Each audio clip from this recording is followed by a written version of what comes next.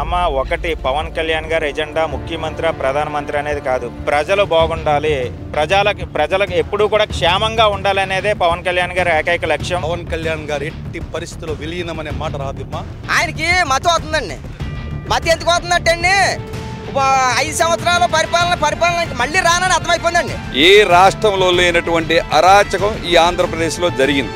ఎవడన్నా నేరం చేయాలనుకుంటే, ఆడపిల్లల వైపు చూడాలనుకుంటే లంజా కొడుకు ఉచ్చబోయాలి. జగన్మోహన్ రెడ్డి ప్రెస్ మీట్ పెట్టి ఆయన సంచలన వ్యాఖ్యలు చేశారు కదా. అమ్మ జగన్మోహన్ రెడ్డి గారు ఒకటే చెప్తున్నాను, ఆయన గురించి చాలామంది కామెంట్ చేశారు. మేము చెప్పే వాక్యం ఏంటంటే గులకరాయికి ఎక్కువ కోడికత్తికి తక్కువ అమ్మాయిన. కాబట్టి అటువంటి వ్యక్తి గురించి మనం మాట్లాడి మన స్వరపేటికి అనేది కరగ చేసుకోవడం తప్పితే అనవసరం అటువంటి వ్యక్తి. జీవితంలో ఒక్కసారి ఎమ్మెల్యే అయ్యావు అని చెప్పేసి ఆయన పవన్ కళ్యాణ్ అమ్మ ఎమ్మెల్యే అనేది ఒక హోదా అమ్మ, కానీ పవన్ కళ్యాణ్ గారు ప్రజల మనిషి అనిపించుకోవడం చాలా గొప్ప అండి. మీకు అర్థమవుతుందమ్మా, ఆయన ఏ స్థాయిలో ఉన్నా కానీ డిప్యూటీ కాదండి, ప్రైమ్ మినిస్టర్ ఇచ్చినా కానీ ఆయన ప్రజల మనిషికి ఇక్కడ కూర్చుని భోజనం చేసే రకమమ్మ పవన్ కళ్యాణ్ గారు. అలా ఎవడన్నా తింటాడా? జగన్మోహన్ రెడ్డి అతను ఇచ్చే భోజనం కూడా నోటి దాకా పెట్టుకుని బయట పాడేసే వ్యక్తి జగన్మోహన్ రెడ్డి. మా పవన్ కళ్యాణ్ గారు ఎందులో పెట్టినా కానీ పలహారంలాగా ప్రసాదంలాగా తినే ఏకైక వ్యక్తి పవన్ కళ్యాణ్ గారు అని చెప్పేసి కూడా మీకు తెలుపుతున్నానండి. సో ఈ మీటింగ్లో జగన్మోహన్ రెడ్డిపై ఆయన చేసిన కామెంట్స్ పై పవన్ కళ్యాణ్ గారు ఏమైనా కౌంటర్ ఇస్తారనుకుంటున్నారా? అంటే చెప్తున్నాను కదమ్మా, అతని గురించి మాట్లాడినా మన టైం వేస్ట్ అండి. జగన్మోహన్ రెడ్డి గురించి 1 సెకండ్ మాట్లాడినా మన శ్రమ వృధా. దాని గురించి మంచి ప్రజలకు ఏ విధంగా మంచి చేయాలనే దాని గురించి ఆలోచిస్తే కొంచెం ఈ వ్యక్తులు బాగుపడుతుంది, మన ఈ సమాజం బాగుంటుంది అనేది కూడా మా ఆలోచన. వచ్చే ఎన్నికల్లో పవన్ కళ్యాణ్ సీఎం అవుతారా? అమ్మ ఒకటి పవన్ కళ్యాణ్ గారి ఎజెండా ముఖ్యమంత్రి ప్రధానమంత్రి అనేది కాదు, ప్రజలు బాగుండాలి, ప్రజలకు ఎప్పుడూ కూడా క్షేమంగా ఉండాలనేదే పవన్ కళ్యాణ్ గారి ఏకైక లక్ష్యం. పదవులు అనేది శాశ్వతం కాదమ్మా. పవన్ కళ్యాణ్ అనే వ్యక్తి అనే నామకరణం ఎల్లప్పుడూ కూడా ఆంధ్రప్రదేశ్లో యావత్ ప్రపంచం మొత్తం కూడా నరేంద్ర మోదీ గారు కూడా అన్నారు, పవన్ కళ్యాణ్ గారు అందిహే అని చెప్పేసి కూడా చెప్పారు. అంటే ప్రపంచంలో మనిషి ఊపిరి లేకుండా బతకలేరు, గాలి లేకుండా బతకలేరు. కాబట్టి పవన్ కళ్యాణ్ గారు గాలి లాంటి వ్యక్తి. కాబట్టి ఎల్లప్పుడూ కూడా ఆ నామకరణం అలా ఉంటుంది, మన అందరం కూడా బాగుంటామమ్మా. ఆడపిల్లల రక్షణ విషయంలో పవన్ కళ్యాణ్ గారు చాలా స్ట్రాంగ్గా ఉన్నారు కదా, మరి చెప్పినట్టుగానే ఆయన ఆ మాట మీద నిలబడ్డారు. ఖచ్చితంగా నిలబడ్డారు కదమ్మా. మీరు గతంలో చూసుకుంటే కనుక గత 5 ఏళ్లలో ఎంతమంది, సుమారు 33,000 మంది మహిళలు అందరూ మిస్ అయ్యారని చెప్పారు. కానీ 6 నెలలు 7 నెలలు తీసుకుంటే కనుక మాకు అవి చాలా వరకు కూడా కంట్రోల్ అయింది. మిస్ అయిపోయిన వాళ్ళు కూడా మా ప్రభుత్వంలో పవన్ కళ్యాణ్ గారి దయ వల్ల ఎవరింటికి వాళ్ళ మహిళలందరూ కూడా చేరి ఆ కుటుంబం కూడా సంతోషంగా ఉందనేది కూడా నేను ఈ సభాముఖంగా మీకు తెలుపుతున్నాను. అంటే ఎమ్మెల్యే అంటే ప్రజలకు అందుబాటులో ఉండాలి, కానీ ఈయన డిప్యూటీ సీఎం అయ్యారు కాబట్టి పిఠాపురం ప్రజలకి ఈయన అందుబాటులో ఉండట్లేదని చాలా మంది ప్రజలు విమర్శిస్తున్నారు.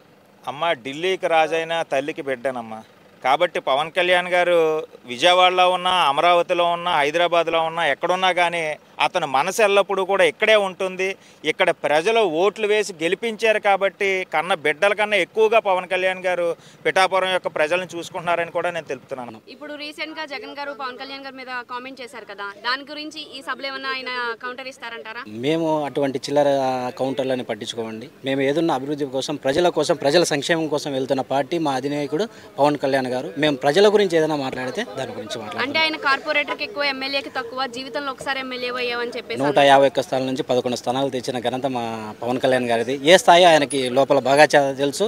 ఆయన స్థాయి ఏంటో ఆయన నిద్ర లేని రాత్రులు గడుపుతున్నాడు, ఆయనకు బాగా తెలుసు. బట్ బయట ఏదో పిల్లి చెప్పులు చేయాలని చేస్తున్నాడు. అంటే ఇదివరకు గవర్నమెంట్లో చూసుకుంటే ఎక్కువ డబ్బులు ఇచ్చారు, పథకాలు ఇచ్చారు అని అంటున్నారు. ఈ గవర్నమెంట్ అందుబాటులోకి వచ్చాక సూపర్ 6 అన్నారు, సూపర్ 6 కూడా సరిగ్గా అందుబాటులోకి తీసుకురాలేదు అని చెప్పి విమర్శలు చేస్తారు. నేను ఒక అసోసియేట్ ప్రొఫెసర్గా ఒక ఇంజనీరింగ్ కాలేజీలో పనిచేస్తున్నాను. గత ప్రభుత్వంలో ఫీజు రియంబర్స్మెంట్ ఎంత బకాయిలు పెట్టాడు, ఎన్నిసార్లు వసతి దీవెన వేశాడు, ఎస్సీ ఎస్టీ పిల్లలకి ఎంత వసతి దీవెన వేశాడు, 3,000 రూపాయలు వేశారు. సెంట్రల్ గవర్నమెంట్ 7,000 వేస్తే ఈయన వేసింది 3,000, అది 2 సార్లు వేశాడు. అంటే 5 టైమ్స్ ఆయన ఎగరగొట్టాడు. ఇంకా ఎక్కడ సంక్షేమ పథకాలండి?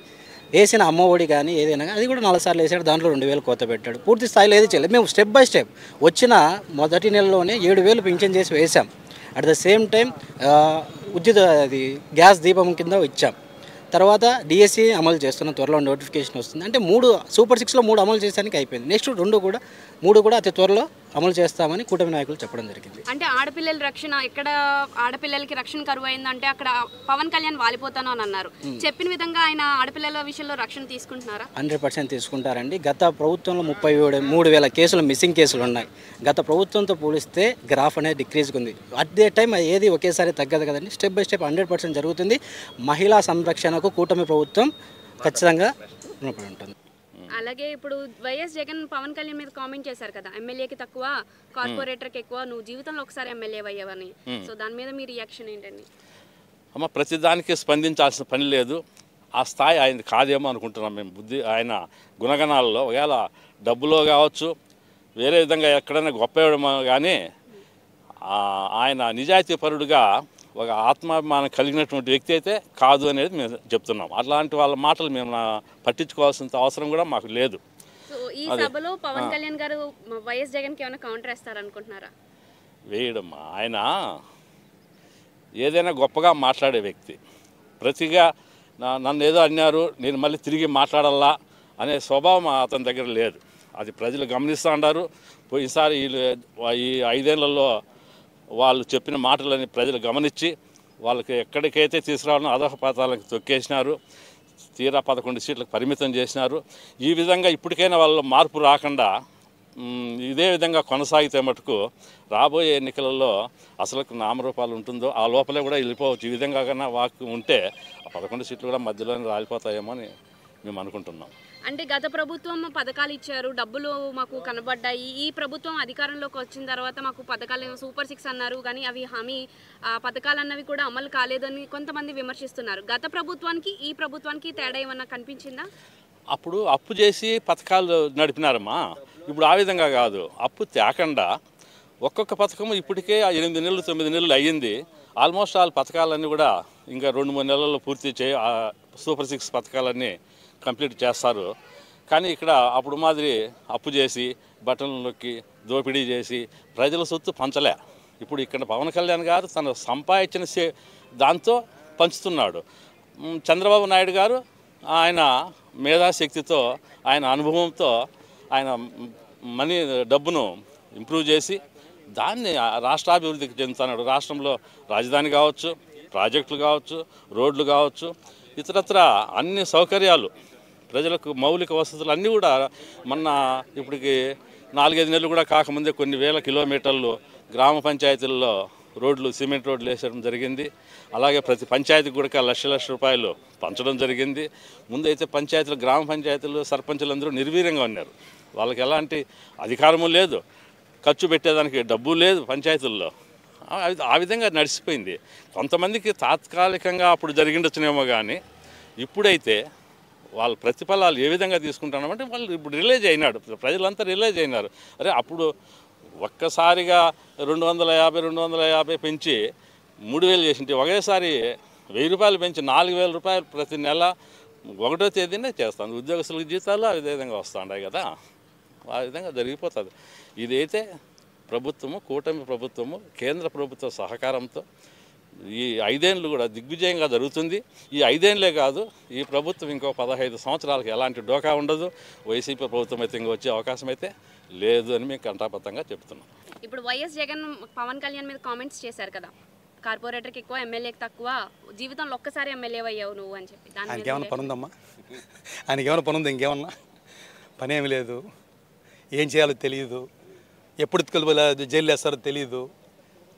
తల్లికి చెల్లికి అన్యాయం చేసినాడు, చిన్నాయని చంపినాడు. ఇంతకంటే అతని గురించి, అతని మాటల గురించి ఆలోచిస్తే దాని గురించి సబ్జెక్టే వేస్ట్. నేనైతే చెప్తున్నాను, దాని గురించి మాట్లాడడం అంత టైం వేస్ట్ ఇంకోటి లేదు. ఎందుకంటే అతనికి ఏం పని లేదు. ఇప్పుడు ప్రతిపక్ష హోదా కూడా లేదు, అవునా కదా? ప్రతిపక్ష హోదా కూడా లేదు. 151 నుంచి 5 తీసి 11కి ఇచ్చాం. నెక్స్ట్ ఏం వస్తుందో కూడా తెలియదు. ఇంకా వాళ్ళ మానసికత ఎలా ఉంటుంది, వాళ్ళ పరిస్థితి ఎలా ఉంటుంది? మామూలుగానే సవాల్ జరిగిపోతే నవ్వుతుంటాడు ఆయన, ఒక శాడిస్ట్ లాగా, అవునా కదా? ఒక శవం జరిగిపోతే నవ్వుతూ మాట్లాడతాడు వాళ్ళతో. అటువంటి వ్యక్తి ఆయన మాటలు పట్టించుకోవాల్సిన అవసరం లేదమ్మా. ఇప్పుడు రాబోయే రోజుల్లో జనసేన బీజేపీ కలిసిపోనున్నాయా? ఆల్రెడీ కలిసిపోయి ఉన్నాయి కదమ్మా.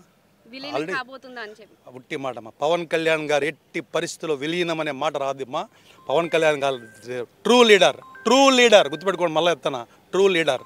ఆయన వచ్చినాక ఒక వైబ్రేషన్, యువతలో ఒక వైబ్రేషన్ వచ్చింది. మా అందరికీ ఈరోజు ఇప్పుడు ఎక్కడ తిరుపతి, ఎక్కడ పిఠాపురమ్మ, ఎందుకు వచ్చాము మేము ఇక్కడికి? మీకు ఆ డౌటే పెట్టుకోవద్దండి. పవన్ కళ్యాణ్ గారు ఈ పార్టీ కలకాలం ఉంటుంది. ప్రజలకి ఇక్కడే కాదు తెలంగాణలో కూడా ఖచ్చితంగా జనసేన తెలంగాణలో కూడా వస్తుంది. అంటే పిఠాపురంలో ఈ సభ ఇక్కడ పెట్టడానికి కారణం ఏంటంటారు? ఇక్కడ ఆయన ఎమ్మెల్యేగా గెలిచాడు అమ్మా. ఇక్కడ పిఠాపురం ప్రజల గురించి చెప్పాలా?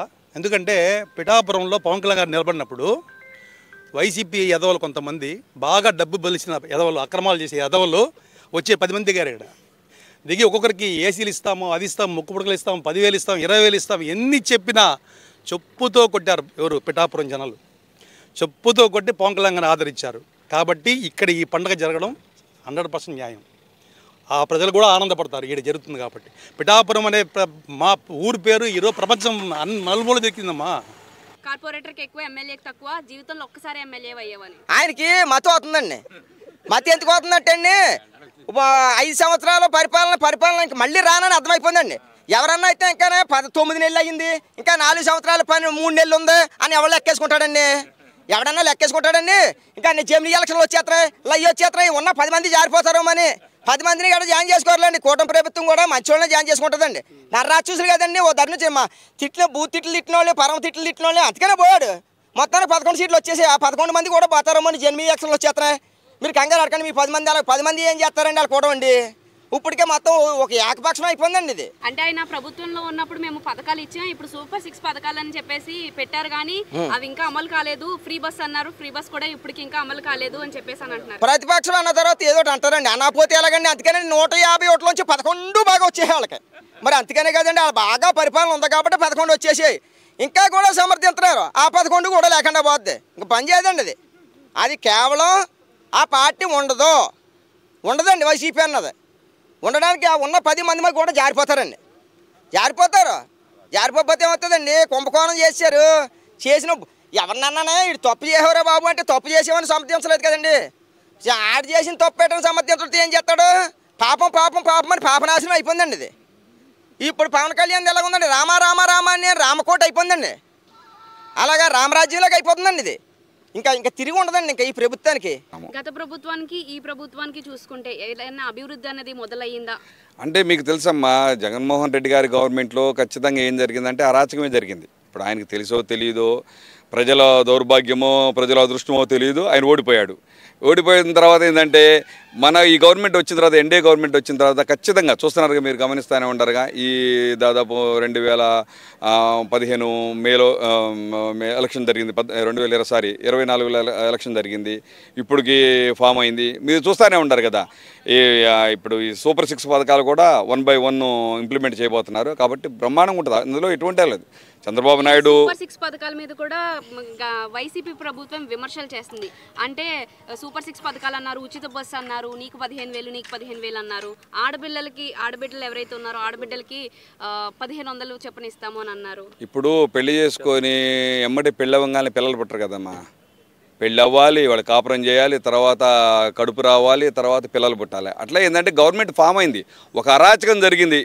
ఈ యొక్క భారతదేశంలో ఏ రాష్ట్రంలో లేనటువంటి అరాచకం ఈ ఆంధ్రప్రదేశ్లో జరిగింది. ఆ అరాచకం నుంచి అభివృద్ధికి రావాలి కదా. ఇప్పుడు మైనస్లో ఉండి జీరోకి రావాలి, జీరో నుంచి ప్లస్కి రావాలి, కానీ మైనసే జరిగింది ఈ మన దౌర్భాగ్యం కొద్దీ. ఏది 2019లో జరిగినటువంటి ఎలక్షన్లో అరాచక పాలన ఏర్పడింది. కాబట్టి ఏంటంటే అరాచకం నుంచి అభివృద్ధి రావాలంటే ఇట్ విల్ టేక్ టైం అనమాట. టైం ఖచ్చితంగా. ఎందుకంటే ఒకటి అక్కడ మోడీజీ ఉన్నాడు, ఏది శ్రీరాముడిలాగా, ఇక్కడ పవన్ కళ్యాణ్జీ హనుమంతుడిలాగా ఉన్నాడు. పవన్ కళ్యాణ్ గారి నాయకత్వంలో నేను ఒక డాక్టర్ అమ్మా, I'm proud to say you, అవినీతి అనేది జరగదు. ఖచ్చితంగా ప్రజలకి మేలే జరిగిద్ది, పక్కాగా నేను చెప్పగలను. ఎన్నికలకు ముందు పవన్ కళ్యాణ్ ఆడపిల్లల సమస్య అంటే నేను వచ్చి వాలిపోతాను అని అన్నారు. అవును. సో ఈ ఎన్నికల్లో గెలిచిన తర్వాత, ఆయన అభివృద్ధిలోకి వచ్చిన తర్వాత ఆడపిల్లలకి రక్షణ అనేది పెరిగిందా, కరువు అయిందా? అది అసలు వాస్తవంగా మీరు చంద్రబాబు నాయుడు గారే లా అండ్ ఆర్డర్ బాగా ఫాలో చేస్తారు, మీకు తెలుసు, అందరికీ తెలుసు. అది మనమేం కొత్తగా చెప్పక్కర్లేదు. ఇంకా దానికి మా పవన్ కళ్యాణ్ గారు తోడైతే ఇక అందులో there is no issue at all. Eve teasing కానీ, లేకపోతే ఆడవాళ్ళ మీద బలాత్కారాలు కానీ, లేకపోతే చైన్ స్నాకింగ్ కానీ, ఇలాంటివన్నీ కూడా ఖచ్చితంగా కూడా ఇప్పుడు మొన్న చూసే ఉంటారు మీరు చంద్రబాబు నాయుడు గారి ప్రకటన. ఎవడన్నా నేరం చేయాలనుకుంటే, ఆడపిల్లల వైపు చూడాలనుకుంటే లంజా కొడుకు ఉచ్చబోయాలి. అది అలాంటిది వచ్చింది, ఖచ్చితంగా వచ్చింది. There is no doubt all. ఖచ్చితంగా ఆంధ్రప్రదేశ్ మళ్ళీ తన స్థాయిని అది అందుకుంటుంది. ఎందుకంటే మన రాష్ట్ర విభజన జరిగిన తర్వాత, ఇది ఉమ్మడి రాష్ట్ర విభజన జరిగిన తర్వాత చాలా జరిగింది. దానికి తోడు జగన్ రెడ్డి గారి గవర్నమెంట్ ఇంకా ఘోరం అయిపోయింది అనమాట. దాన్ని అన్ని కంప్లీట్ చేసుకుంటా ఖచ్చితంగా మంచి పాలన వచ్చింది. ఆడపిల్లలకి మీలాంటి వాళ్ళకి ఖచ్చితంగా సేఫ్ జరిగింది. There is no doubt at all.